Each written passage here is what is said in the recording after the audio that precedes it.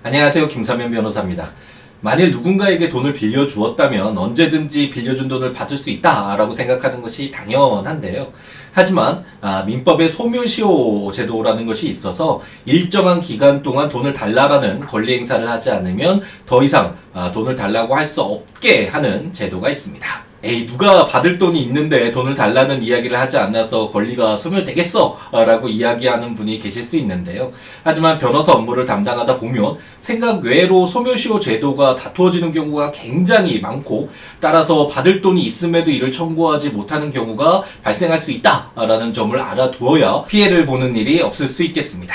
소멸시효 제도는 권리자가 권리 행사를 할 수 있음에도 불구하고 일정 기간 동안 권리를 행사하지 않는 경우 그 권리가 실효되게 하는 제도라고 할 수 있는데요. 소멸시효 제도를 인정하는 이유를 오랜 기간 동안 권리를 행사하지 않은 상태로 지속되고 있는 사회 질서를 안정시키고, 두 번째로는 채권이 있다라는 사실을 확인할 수 있는 자료들이 없어질 수 있기 때문에 증거 보존의 곤란을 구제하고, 세 번째로는 권리 행사를 태만히 자를 보호할 필요가 없다라는 보호가치 부존재를 그 이유로 하고 있는데요. 개인적으로는 권리자가 권리 행사를 하는 것이 어떤 사회 질서를 불안하게 하는 것인지 의문이 들고, 그리고 과거와는 달리 요즘에는 각종 기록들이 모두 디지털화 되어 있기 때문에 보존에 있어서 문제가 없잖아요. 그럼에도 불구하고 과거에 문서로 거래가 행해지던 시대에 만들어진 소멸시효 제도를 그대로 인정하는 것이 타당한 것인지 의문이 들고, 마지막으로 받을 돈이 있는 사람이 돈이 필요 없거나 돈이 싫어져서 권리 행사를 하지 않는 경우는 거의 없다고 볼 수 있거든요. 대체로 여러 가지 사정이 있기 때문에 소재기 등을 하지 못한 것임에도 불구하고 권리 행사를 태만히 한 것으로 일률적으로 처리해서 권리를 소멸시키는 것이 과연 타당한지 개인적으로는 의문을 가지고 있습니다. 하지만 제 생각이 중요한 것은 아닌 만큼 현재 존재하고 있는 소멸시효 제도를 잘 알고 있어서 피해를 보는 일이 없도록 하는 것이 중요하겠습니다.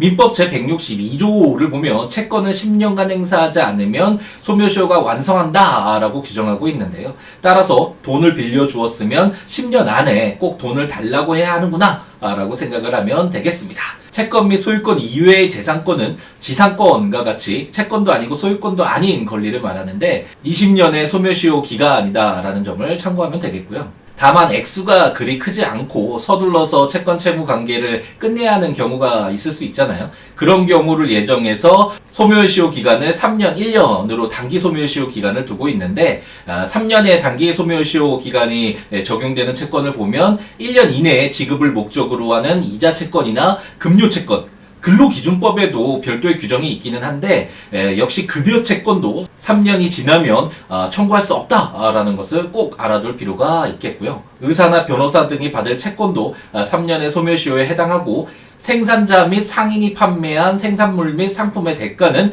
3년의 소멸시효에 해당된다 라는 것도 알아두어야겠습니다. 상인들끼리 거래를 해서 생긴 채권의 경우에는 상법이 적용이 돼서 상법 제64조에 따라서 5년의 소멸시효에 해당되는데, 상사 채권이라고 하더라도 민법 제163조에 규정된 것처럼 상인이 판매한 상품의 대가는 3년의 소멸시효에 해당하기 때문에 물품 대금 채권 등은 3년 내에 청구해야 된다라는 것도 유의할 필요가 있겠습니다.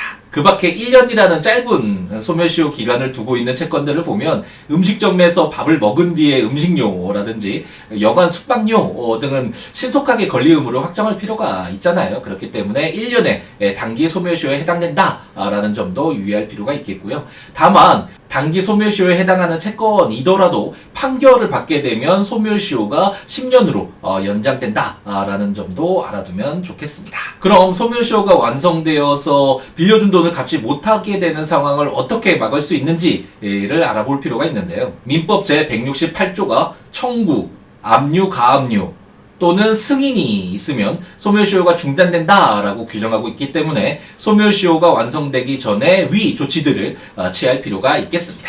청구라는 것은 내가 채권이 있으니까 빨리 그 채권을 변제라고 요구하는 것을 말하고, 압류나 가압류는 자신이 채권이 있기 때문에 예를 들어서 채무자의 부동산에 압류 등기나 가압류 등기를 해둬서 그것을 처분하지 못하도록 묶어두는 그런 조치를 말하고, 승인이라는 것은 채무자가 자신이 채무가 있다라는 것을 인정하는 그런 의사표시를 말하겠죠. 이런 중단 사유 중에 청구라는 부분에 대해서는 좀 생각해 볼 필요가 있는데요. 청구라는 것을 그냥 말 그대로 해석을 해서 채권자가 채무자에게 빨리 빌린 돈 갚아 라고 이야기한 것만으로도 소멸시효가 중단되는 것이 아닌가 라고 생각을 할 수 있는데, 이렇게 돈을 달라라는 의사를 표한 것만으로는 청구가 되지 않고 이제 채고라는 것이 되거든요. 이 채고라는 것은 6개월 내에 재판상 청구를 하지 않으면 시효 중단의 효력이 없다라고 규정하고 있기 때문에, 쉽게 생각해서 소멸시효가 완성되기 전에 소재기를 해서 승소 판결문을 받아두는 것이 가장 좋다라고 이해를 하면 되겠습니다. 영상 도입부에서 말씀드린 것처럼 생각보다 소멸시효가 다투어지는 사안이 굉장히 많고, 여러 가지 사유로 인해 권리 행사를 하지 못해서 받을 돈이 있음에도 받지 못하는 경우가 우리 주위에서 많이 발생한다라는 것을 알 수 있습니다. 왜 돈을 빌려 주었는데 받지 못하게 하는 것인지 화가 날 수도 있겠지만, 우선은 민법에 소멸시효라는 제도가 있기 때문에 권리가 있다면 서둘러 이를 행사하는 것이 필요하다라는 것을 알아두어서 피해가 없도록 하는 것이 중요하겠습니다. 이번 영상이 도움이 되었다면 좋아요, 다음 영상이 기대가 된다면 구독, 알림 설정을 부탁드립니다. 그럼 오늘 하루도 행복 가득하게 채우시기 바랍니다. 감사합니다.